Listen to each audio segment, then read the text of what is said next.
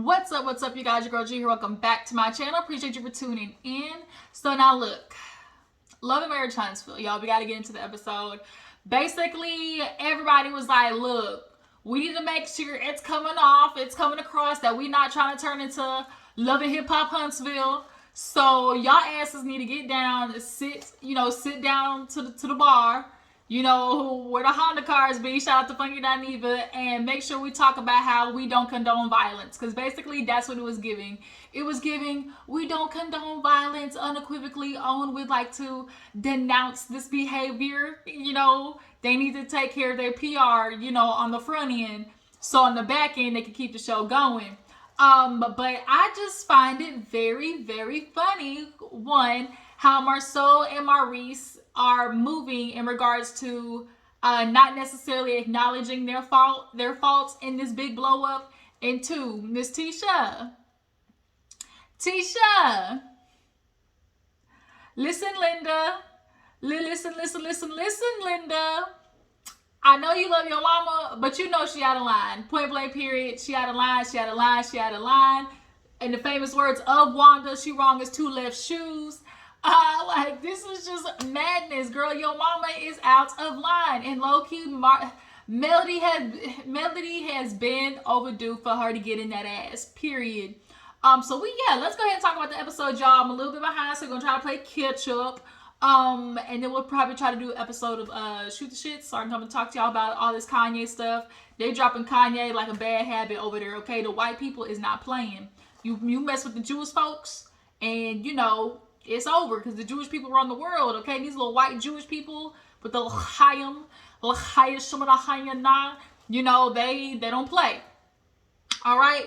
But yeah, we might get into an episode of that and talk about all that bull, but nonetheless, Love and Marriage Huntsville, let's get into it.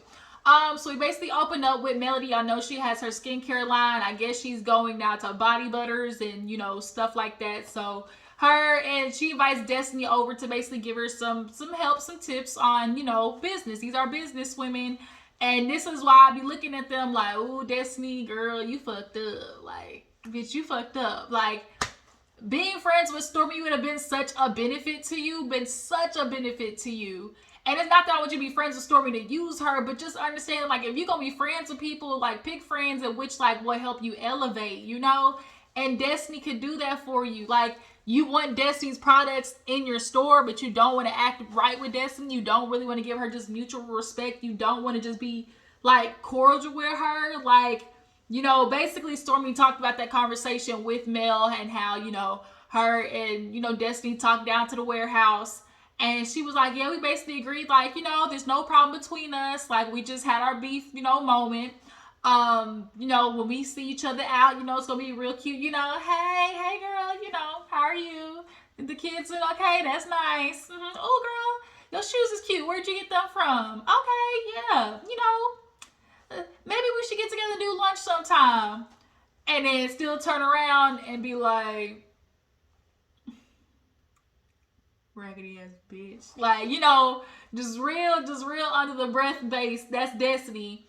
I think Stormi genuinely wanted to move on, but Destiny, I feel still like she's still teeny tiny bit, still can't keep that energy off of her of just being like raggedy ass bitch, like under her breath when she sees Stormi, for sure, even though they're trying to make up. But yeah, so Destiny, Stormi was telling her about that, and Mel basically agreed. She was like, that's good. I've been trying to tell them. Oh my God, these spam calls need to lay off. Like, bruh.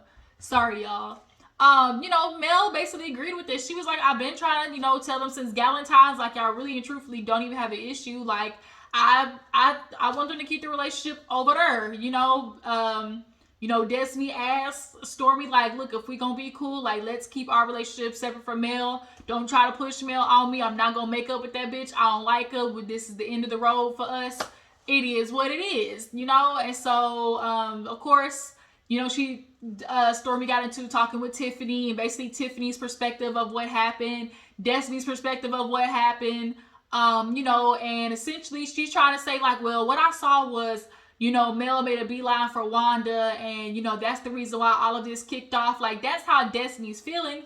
And Melody's like, that don't surprise me none. She likes to create these narratives. She likes to, make up these things in her mind. And I can't do nothing about it. But, we all know what happened at Madani. At the grand reopening of Madani. Is it reopened still? Like, is Madani got... Are the doors able to swing open? Do the doors swing open or not? Do these working hours include a yes, we're open sign in the window, or does it say sorry, we're closed? Which one is it? If anybody down in Huntsville want to drop down the comments and let us know, is Madani working in an open business or not? But yeah, Melody basically was like, ain't nothing I can do about it. Destiny's relationship, it is what it is. But, I got so much stuff, going on, and definitely worrying about, how the group can get together and deal with this situation with Wanda, because, things definitely have gotten out of line. So we move on to the next scene with Tiffany.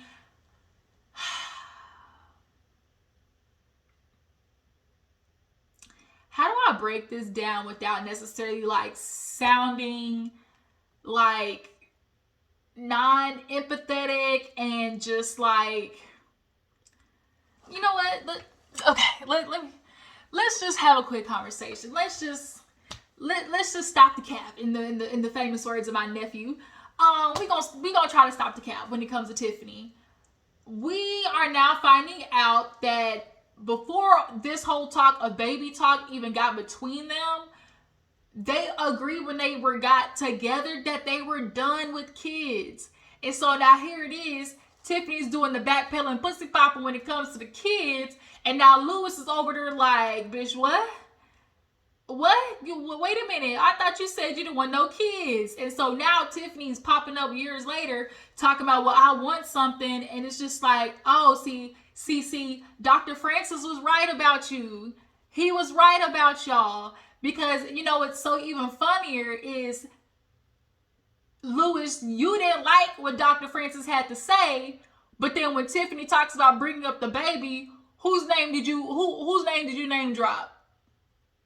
Right, Dr. Francis. He talking about, well, remember when we talked to Dr. Francis, how he brought up, work-life balance?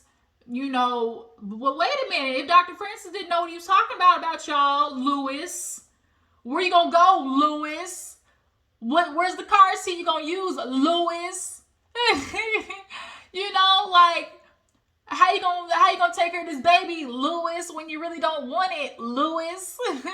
This is crazy. But nonetheless, you said he had it all wrong, but yet now you name dropping Dr. Francis when it comes to trying to explain to Tiffany, bitch, if you already overwhelmed with work and you don't even got time for me now, how are we going to sit there and try to slide another human being into the equation that we already agreed was going to be X'd out of this whole when we first got together, right?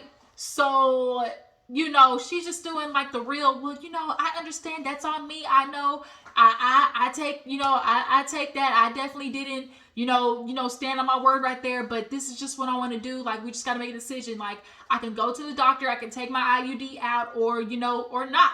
And Lewis is looking at her like, here we go with this baby talk again. Really, that's where we're going again? Baby talk. You can see it on Lewis. He doesn't want a fucking baby.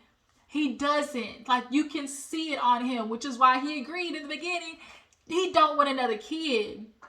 And what's really annoying is Tiffany is being so nonchalant about it because she does not want to address the reality of not actually having time for a kid.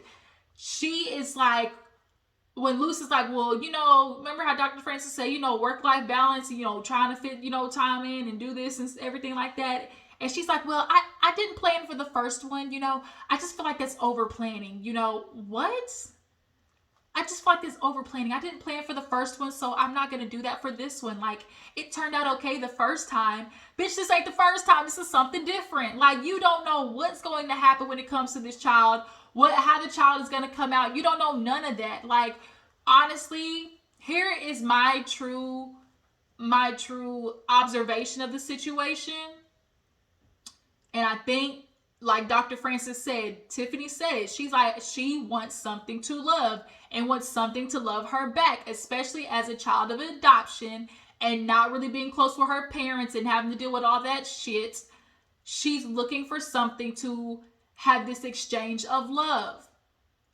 And she wants it so much, y'all follow me here, that she's about to sacrifice her marriage for it. She's about to sacrifice Lewis for this baby. Because if they have that baby, that marriage is going down. Because Lewis is going to resent the fact that she went back on her word and now is throwing something on his plate that he did not ask for. But because he loves her, he knows she's not going to let it go. So he's basically giving her the, well, it's up to God. And that was his answer for everything. It's just going to be up to us and God, because she was like, once, we have the baby, if we don't, then it is what it is. But if it's here, then we'll go for it. And he was like, well, it's like, once the baby's here, it's here. So we can't really do nothing about it. And so he was like, if God lets us have the baby, it is what it is. Having a baby ain't, it is what it is. That's the thing. It's it's just a lack of responsibility to me for her to use this thing of I'm not going to overplan. I didn't plan with the first one. And knowing that you're about to have an environment where the dad ain't really wanting to be a dad, how do you think that's going to affect how he parents this child, affect how he interacts with you, affect how it's going to be the building relationship between all three of y'all? I just think Tiffany has decided the love of a child is more important than the love of Lewis. And she's okay sacrificing him to get what she wants at the end of the day, which is a baby. So they basically agreed 6 months. If we have a baby, if we have a ding dong baby, knock, knock, knock, baby on the porch, if they have a baby, then, like Lewis said, it is what it is. But if not, she'll move on. She'll never bring it up again. But how do you guys feel about that Tiffany and Lewis situation when it comes to the baby? Do y'all feel like Tiffany's being selfish for the fact that they already agreed we don't want any more babies, and then for her to go back on it? I think absolutely Dr. Francis picked up on the fact that Lewis does not express his true self when it comes to Tiffany because A, he either doesn't want to disappoint her, 2, he doesn't want to make her mad, or 3, he just has an issue. He just has an issue not being fully transparent for fear of the repercussions. I don't know what Tiffany is like behind closed doors, but seeing how, sometimes manipulative she is in front of the situation and how a little nice nasty she can be, with that whole Kimmy situation and Monster, I think Tiffany might be a little bit of a terrorist behind the scenes. I really do, because Lewis is the type of man that you can punk. I'm sorry. I hate to say it, but Lewis is the type of nigga that you can punk. And I think Tiffany be punking him behind scenes, and he don't know how to voice his true emotions. And so she just goes through doing stuff and he agrees to it. But because he agrees to it, he feels like he doesn't reserve the right to change his opinion and feelings. But that's what Tiffany's doing on his ass all day. She changed and go with the way the wind blow, but Lewis don't feel like he can do it, or does not have the gut, or isn't strong enough to tell Tiffany I've changed my mind. And she did it on you, and she changed her mind on something big, a baby. Cause once the baby here, that's it. Like you said, once the baby here, we can't give it back. But it just really pissed me off. I don't know why. It just bothers me because Tiffany is just already resigning to being okay and just doing this on her own, being it'll lead to, if they get a divorce, she's gonna be a single mother and she's gonna be okay with that, because it's oh, I got the baby.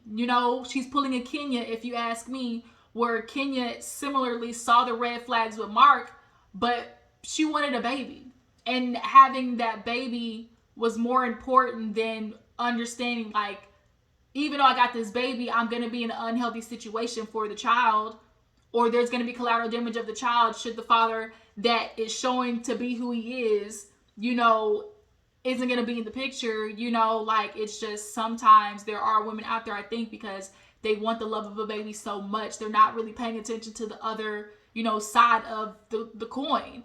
But Tiffany, I just don't agree with you on this one. I don't think it's cool. Lewis, you can tell he's just kind of like, hot damn. He gonna be praying every goddamn day that shit does not work for 6 months.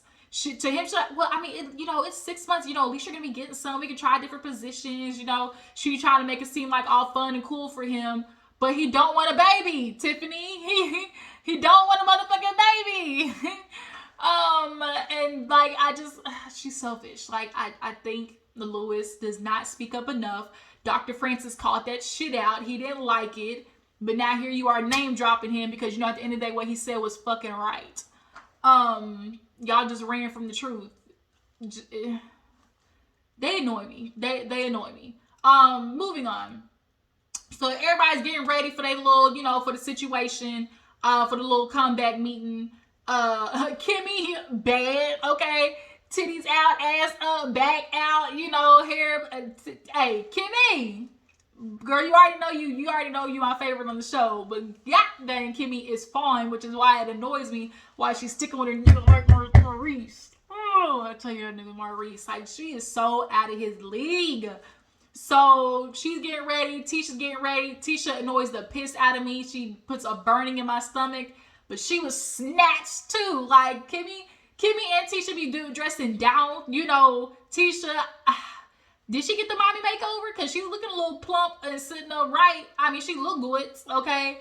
Her outfits Tisha can dress. Like, she really can. And she really do got legs and hips and body, But they're on the way there. Maurice is like, I'm just hoping that it's going to be a good turnout. And, he said something about like, hopefully it's not crazy, or getting people to act right like Wanda. And Kimmy was like, and Marceau and Martell, Kimmy subtly constantly tries to remind Maurice, like, bitch, y'all, they ain't the only one. Make sure you try to look in the mirror and don't be a glass house trying to throw stones. Tisha, her old fake ass, she gonna sit there and call her mama on the way, talk about, I just need to talk to her one more time to get the story right, because I wasn't there, I didn't see everything, so I just need to get, hear what my mom was talking about. It was clearly a planned call from Tisha. So she called her mom, and she was like, oh, what happened? Like, you were talking about Mel, and she was like, I ain't gonna lie. When she started like that, something got clipped out or something, because she was like, I ain't gonna lie. When she was on Carlos' show, she said the whole situation about baby daddy being in the DMs, and so she was like, I said something back. And so Tisha was like, but you didn't say nothing about her child, mention her name, you didn't say specifically this. And it's like, see, here we go, Tisha, with the bull. Here you go, acting like Todd with a scheme to come to you with the bullshit. You know what Miss Wanda did. And that's why it's so annoying, because Tisha, you know what Miss Wanda did. Let's stop fucking playing. But she's trying to make sure she played the semantic games. You see Marceau over there just driving. He like rolling his eyes because he know this is whack. Wiggity wiggity whack. So she hang on the phone talking about, oh yeah, I just needed to clear that up because, Mel likes to play word games. Oh, ain't that the pot calling the kettle black? Because Tisha, if there's anybody who definitely want to play word games, bitch, it's you. So everybody pull up, Tisha and Marceau get there first. And Kimmy and Maurice get there. They're like, oh shit, y'all here first? Then, this is something serious. There must be something serious on the horizon. Tisha's like, what's your expectation, Marceau? He's like, my expectation is to have a good rib. I love their wedge salad. Might get a little bite of that. Like, I can't stand Marceau, but he be having these funny moments, and I think that's why he be getting away with the shit he be getting away with. Melody and, Martell come in, giving real team halt and halt, because you don't mess with the halt and halt, So they sit down and they're basically, talking about what they expect, what was the premise of why this meeting happened. So, you know, Tisha's like, well, y'all called us here. You know, what do we need to get done? And Martell was like, your mama need to go. Like, Mama Wanda is doing too much shit, okay? And we need to make sure we check her. And at the end of the day, Tisha is there to defend her mom. Mama Wanda is the only one really truthfully in her corner, but not in the right way. Miss Wanda is going about it real across the tracks, railroad, ghetto hood fabulous. And other people are having to deal with the calamity of all of this fucking mess with Wanda and her wayward ways. Like, she's ignorant, not ignorant, ignorant. I-G-N-A-N-T. Ignorant. Ignorant, okay? But, you know, of course, when Martell's, your mama need to go. Here you go, Tisha. Well, what specifically did my mama do, you know, that you guys are alluding to? Ma'am, her lives, whichever umpteenth of them, 600 lives that she's doing a day, she's talking about everybody, talking about Melody, Kimmy, everybody. And now she's starting to get out of line to where it's like, oh, I'm talking about kids. Tisha, you saw that live. You're not going to sit there and play like you didn't see that live where your mama was talking about the daughters in their hair. You get tagged in shit. You know when your mama gets something controversial done, that you are looking up what she's talking about. And I hate that Tisha is playing like, oh, I didn't see that. I don't know what you're talking about. But you know what we're talking about. That's what's pissing me off. Like, Tisha, girl, you know. But once again, she can't call her mama out because, one, she's having to internally deal with, but that's my mama, you know, I don't want to disrespect her. And two, you know, I can't go against the only person that's in my corner. You know, it's giving real. We grew up. Tisha was on the playground. Mama came with her house slipper talking about, anybody mess with my baby, I'ma fuck you up. You know, that's what it's giving real. Like, I fuck with my baby, I'ma fuck with you on the playground at 6 years old, you know? So Tisha is just having a very hard time going against the only person who speaks her inner dialogue as well. Miss Wanda, Tisha goes and runs off at the mouth and tells Miss Wanda what her issues are. And in the name of, oh, I'm protecting my baby, you know, she goes and runs and spouts all this bullshit. And now everybody else is like, whoa, ma'am, I need you to take the foot off the gas. Melody straight up put it like, Tisha, girl, because she's like, oh, you know, Melody, like, you go tit for tat. And no. And Tisha was like, Melody had to be like, you know, Tisha, honestly, hear me out. Like, I have been very respectful. I try to be as respectful as I can to your mom. I don't go tit for tat. The only time I even replied was when she said that shit about my kids and then started calling me all types of bitches, hookers, and whores, you know, in the name of the Lord. And now we got an issue because, like, it's too much. Like, there's a difference between throwing shade and then, like Martell said, like, you know, going above and beyond. I don't understand. From there, you know, Tisha's like, well, you know, my mom, you know, she is defending me, you know. And it's like, it's like, what would you have done differently? You know, because Maurice was like, well, you know, we understand who Wanda is. And, you know, you could always call her, you know, Melody. She's like, bitch, I got her number. You know, he was like, well, you know, what could you have done differently in the situation? And Melody was like, nothing. I would do the same exact shit. Here go Marceau. You know, Marceau's he gonna ride it off in Melody, okay? Tisha, bitch, I feel bad for you because your husband can't even defend you in public. You know, they say defend in public and then check behind closed doors. He can't even defend you in public. Why you always coming in busting up the scene? Auntie. Yeah. So, don't you grab it though. Uh-oh, you got something in your eye. Auntie. Yeah. Okay. Okay, say hi to the people. Hi. Okay, lean back. Okay. Can you lean back so I can talk to him? Okay, so here, lean back. Alrighty. So basically at that point, Maurice asked Melody, what would she do differently? And she said nothing. And here go Marceau saying, you know what? I agree with that. And Tisha looked at him like, you could tell on her face, it was almost like, and it's just kind of like, damn, your husband ain't shit. Like, he can't defend you in public. Shh. So here's the thing. How do you guys feel about Marceau constantly? Papa. Yes. No. Okay. You want to go with mommy? No. Yeah?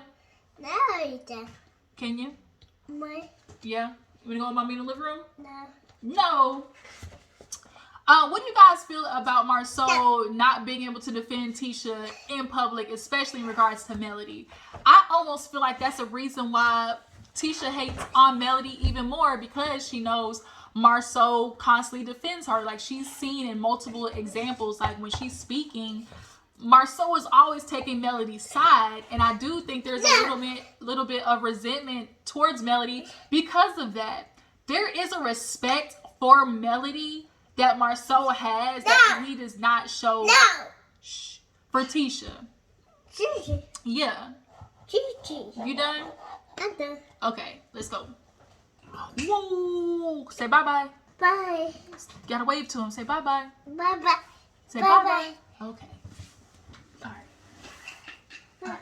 Go to mommy. All right, so basically what I was saying was, it's just super unfortunate how you notice Marsau has a respect for Melly that he clearly does not have for Tisha.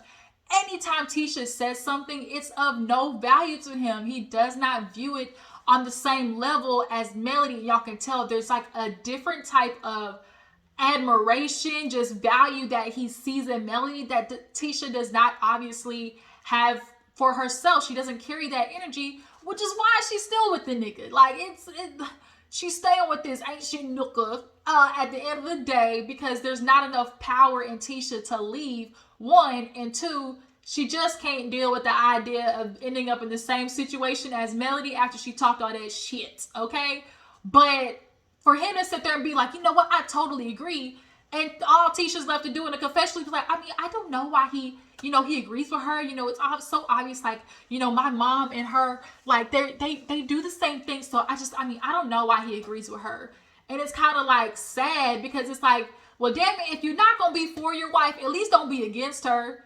Hell, like, especially in public, because now it's like y'all aren't even on the same accord. And once again, Tisha's looking stupid because she don't even have a man who can stand up for, like, hold her down behind, like be behind her back in something. But at the end of the day, he asked the question, well, you know, can I ask a question? Has Wanda ever came for anybody, you know, unprovoked? And Kimmy had to be like, well, you know, she kind of came after me, Tisha. You know, we all know Kimmy finally had to put her foot in that ass with Wanda last season, where she was like, now look, Wanda, I don't give a what you said. You doing too much. You talking about my kid. You starting to get out of line. You talking out of your neck, and if we go crazy, we go sideways, we about to be two hoes in the street ducking and dodging and windmilling. Because at the end of the day, like, a lot of people have extended Miss Wanda a lot of grace because of you, Tisha. Like Melody said, like, I have not said a lot of shit. Kimmy has even admitted, like, you know, Melody used to be like, now look, Kimmy, you know, it's Wanda, just let it go, it's gonna be okay. But there's so many times, Tisha, that your mama can get grace before people getting that ass. Point blank, period. Get in that ass, Tisha, because your mama is out of line. But yeah, so, you know, Kimmy, y'all know when she last season had to tell Wanda, hey, hey, bitch, hey, you stepping on my toe here.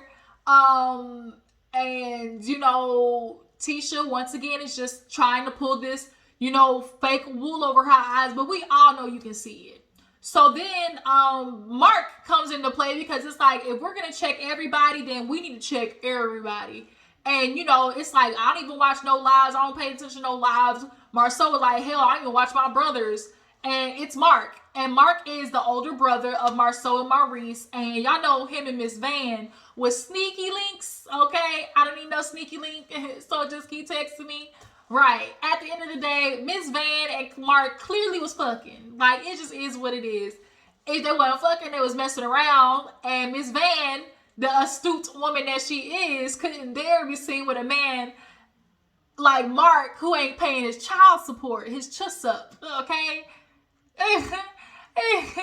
At the end of the day, Miss Van was paying Mark's child support. So if I'm paying this nigga child support, I damn sure can't be letting him hit. I can't let the world know I'm letting the ancient nooker hit. It don't work that way. So Miss Van said this sneaky link's supposed to say sneaky. Mark got his feelings hurt and felt like, well, bitch, I'm going to blow up the whole spot. But the problem is now he's on there saying very degrading and demeaning things, and y'all as his brothers should be able to check him. And then all of a sudden it's like, well, we can't see that because it's just gonna make it a lot worse. Like, he don't listen. And it's like, but y'all want Miss Wanda to get checked? And it was like, well, she'll listen. And Mel was like, y'all just said she don't listen. So you see how real quick they want to, flip the tide when it comes to being a man and checking somebody and holding a man like your brother accountable. Like, the Scott brothers don't know how to do it. But poor old Mark got his feelings hurt. Maurice was like, well, it all started, at the reunion, when your mama said what she said. And Melody was like, well, no, it actually started before. It's just simple. Nigga got his feelings hurt. He thought, Miss Van was going to walk out there and be happy to be with a Scott brother. But at the end of the day, like, you's only useful for one thing, baby. For one thing, baby. That's all it was. Okay? Sneaky link. Emphasis on sneaky. Okay? Because unfortunately, the problem is, the dudes that you really need to use for the sneaky link, the ones with the D, don't really be having nothing going on with their life. That's why we call them homosexuals, okay? They don't got nothing going for them, so they got to rely on the D to get them, to get to the promised land of finding a woman who gonna have shit handled. But at the end of the conversation, essentially was, look, like Kimmy said, it ain't never really been us six, like, to really go to blows. It's obviously all these outer forces that's kind of taking it there. So, like Melody said, it's up to us to keep ourselves in check, stay in a boundary, but also the people who are connected to us. Tisha, your mama is a connection to you. Okay? Marceau and Maurice, your brother is a connection to you. Everybody who's in connection to you, you need to make sure you keep them on a leash. Okay? So everybody cheers at the end of the episode. It was good, ain't nobody go to blows. So, love and Marriage Huntsville, you guys. Tell me how you feel about how everything ended. What do you guys think about Tiffany wanting a baby? How do you guys feel about the Scott brothers? Do y'all feel like they're ever gonna, like, really truthfully get Mark to cut his shit out? What do you guys feel about Tisha and, her defense of Wanda? Is it, like, basically time for maybe to kick, Wanda to the curb? Y'all feel like it's time for Wanda to get to get the boot, to get the pink slip? And what do you, like, have you guys noticed, like, the difference in how Marceau interacts with Melody as a woman in comparison to Tisha? Like, have y'all caught on to that, or is it just me? Because, like, it just seems like anytime he's in agreement, he's always in agreement with Mel, and it just makes it real, like, make you see, like, he respects Mel, like, on a different level than he does Tisha. And it's so unfortunate because, bitch, put your foot down.